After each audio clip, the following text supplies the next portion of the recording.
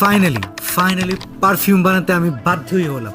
আমাদের সাথে কাজ করে আমাদের এক কলিগ রয়েছে, সে আগে বলেছিল তার পুরো পরিবার সহ ওমরা করতে আসছে কাশ্মীর থেকে, এবং সে আমাকে রিকোয়েস্ট করে যে যাই আমি আমার পরিবারের জন্য আমি পারফিউম চাই এবং সেই পারফিউম আমি চাই তুই আমাকে বানিয়ে দে।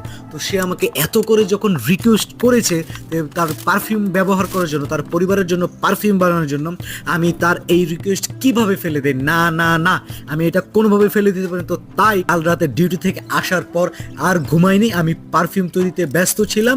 জন্য যেহেতু সে পারফিউম চেয়েছে, তো এই রিকোয়েস্ট আমি কিভাবে ফেলে দিই? তাও যেহেতু কাশ্মীর থেকে আসছে, ওমরা করার জন্য আসছে, তো তার জন্যই আমি কাল সারা রাত পারফিউম বানাতে ব্যস্ত ছিলাম। আপনারা সবাই দোয়া করবেন।